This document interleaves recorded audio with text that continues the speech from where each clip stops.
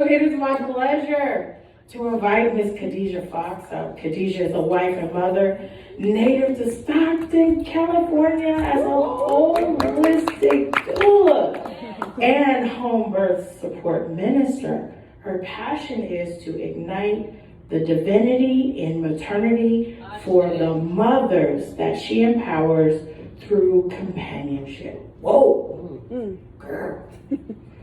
She provides full spectrum services in holistic fertility, birth, postpartum, and more. Khadijah is a certified doula trainer, and mentor to holistic birth workers, creating a community of exceptional doulas available for our mothers in need. Can we go on and give her a hand and welcome her up?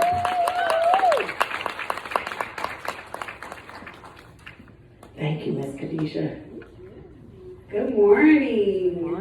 Good morning. Almost the afternoon, huh? So as she said, my name is Khadijah. I'm extremely excited to be here to speak with all of you. I'm going to call you freedom fighters because you may not know, as you have learned today, there is a war on our body. There is a war on our peace of mind when it comes to birth.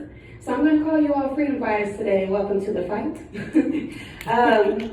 So as a doula, you can go ahead and go to the next slide. My business is called Divine Maternal Services. And she gave a little bit of insight in why I do what I do. As a doula, it is important for me to work with my clients to teach them about the divinity in maternity. There has been a history of things that we have been through as Black mothers that have stripped that away from us, have stripped away our pride, have stripped away the experience of joy, as we're talking about joy in Black Maternal Health Week, of just being a mother. As I've been on this journey, also in training to become a midwife in the distant future right now. But I have learned that statistically, Black mothers go through a grieving process first before they go through an acceptance process when they find out they're pregnant. And that is beyond divinity. I mean, it is not divinity, okay? So giving life for me is just, it's just something that everyone, if they want to, should experience, okay? And should experience it with joy, okay? I'll go ahead and explain to you what a doula is if you do not know. It does derive from the Greek, and it does mean a female servant, okay? It has also been translated to a slave, okay? So this is where, some of us as Black birth workers have adapted to the word birth workers instead of doulas. And then there's some who have reclaimed the word doula because that's what we did, okay? Our ancestors did that, and it was something that's just always been a part of us. It can go back centuries, thousands of years, where we have, in the family, have been supporting each other, give birth and bring more life into our families, okay? Things that doulas do, we support you with emotional support, physical support, and we also support you with educational support, okay?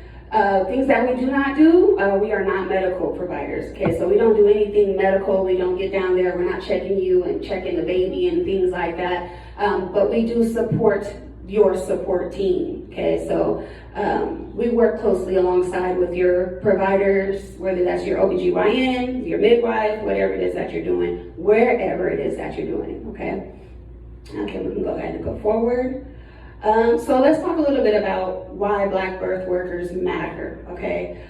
So let's talk historically. Black midwives were birthing 75% of the births in America, okay? Now, when white male physicians started to see that this was a lucrative income source for them, there started to become a shift, okay? All of a sudden now, the same midwives that not birthed, because only mothers can birth their children into the world, they only need support, okay? So if your doctor is telling you that they delivered your baby, you delivered your baby, okay? So I want to change that language so that you can understand this is Black body autonomy, okay? This is what we do, okay? But they were the same people that were brought into this world by black midwives. All of a sudden, they were changing the narrative of what a black midwife was. Now, all of a sudden, these are dirty beings. These are uneducated beings. These are people who don't know what they're talking about. And again, birthed this whole nation. So it brought upon a thought that it wasn't safe to give birth at home anymore. So a lot of mothers started giving birth in hospitals, which brought on a whole nother complication, okay? And more specifically for black mothers, because remember, this is a segregated time. This was not, you were not welcome as a black mother into a white hospital, which all hospitals were. They were white hospitals at those times. Unless you lived in Black Wall Street, shout out real quick.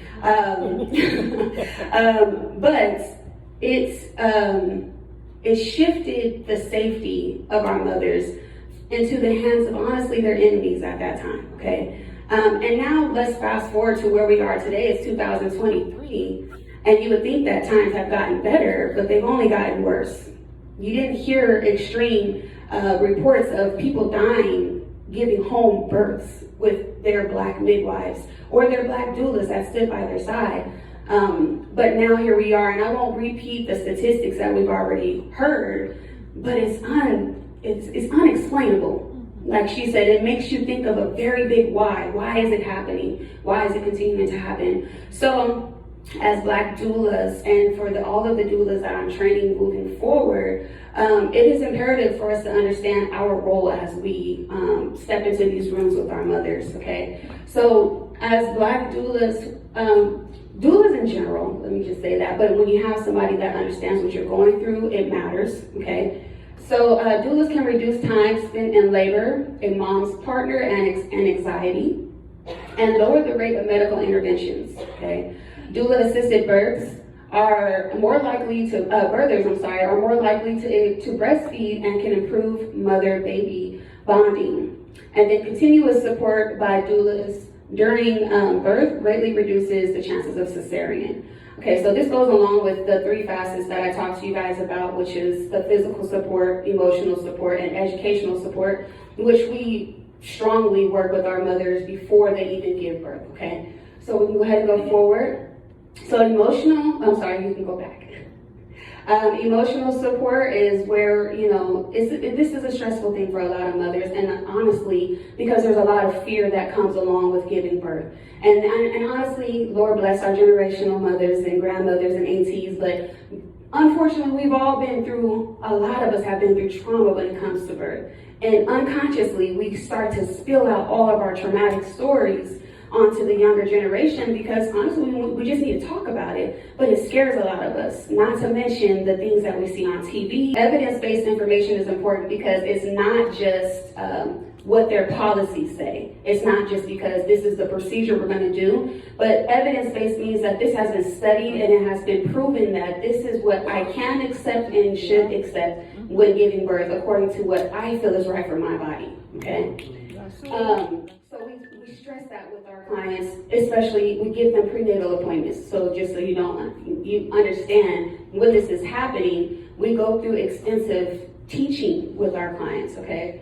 And then comfort measures, if you're going into birth, whether you want to have a natural birth with no pain medication, or if you want to have one with pain medication, comfort measures matter. So we can do different things like massaging you or teaching you different natural things that can help you progress in your labor without the extra interventions. Because there is this thing called a cascade that can happen, right? A cascade meaning that you do one little thing medically, and then all of a sudden now you gotta do 10 other medically things to fix the first thing that you did. So we try to do as much natural comfort measures as possible with our mothers. Okay, we can go ahead and go forward.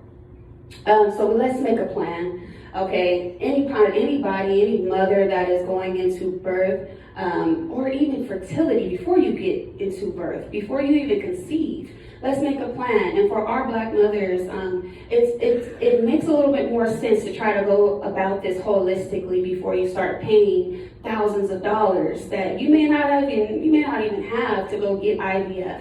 that may not even work for you, right? So sometimes we gotta make a fertility plan to figure out how can I get pregnant, how can I get pregnant safely and successfully, and then go into my birth and have a natural birth my pregnancy first, right? So we're making plans throughout all of this, okay? And every part of your plan is you. It's all of you and what you desire and what you have the right to, the human right to. And I want to touch on that last part, is the birth team plan, right? Because for so long, we've depended on the birth team being at the hospital already, which means these are strangers who honestly, like we were just talking about, everybody has a bias. Everybody has, hospitals have policies and things like that. But your birth team should be created by you, okay? If you have the availability of resources, a father, the child's father, your mother, your sister, your best friend, a doula, a lactation consultant, build up your team, okay? And this is your super team, honestly, because there's no reason why a mother giving birth should ever be left alone. And we see why. We see what happened with our brother earlier. He didn't know, and we're gonna talk about that, and he felt that he was doing the best thing for her. I'm gonna go handle the kids so that you can be okay and be taking care of these people that we're paying to take care of you. But let's talk about that, right? We can go ahead and go forward. So here are some things that you can get when you're hiring a doula, and every doula varies. We have 3 doulas in the room outside of myself, so everybody has a different way of how they bring about their doula support. But birth support, postpartum, fertility, I won't read all of them, but spiritual services if you're a spiritual person. But everything matters when it comes to working with an individual client, okay? We can go ahead and move forward. Now let's talk about the success of a partner and father support, okay? And this is gonna segue into my brother here. As doulas, or I'll speak for myself as a doula, it is very important for me to talk to the team, okay? Because even though you've contracted me and I'm here with you and I'm 24/7 available, you can call me, text me, whatever, I'm not gonna be physically with you at all times, right? So it's important for whoever's gonna be around you, they need to be a mini doula.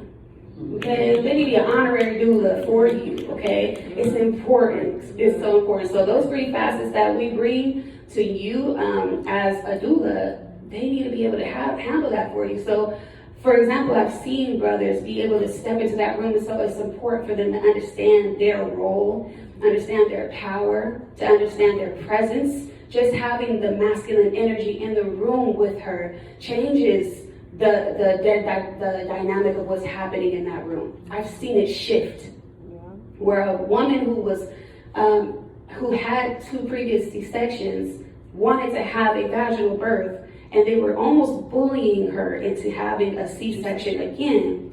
That masculine energy stepped in and said, hold on, because this is what my wife wants. This is what I know her rights are. I know that she's safe. Nothing's wrong with the baby. Nothing's nothing's wrong. What are you doing? Now they're asking questions, right? She's not even in the mental space to ask the questions at this point.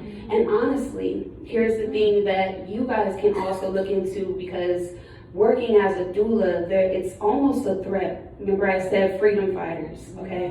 There's almost a threat holding this role and wearing this badge.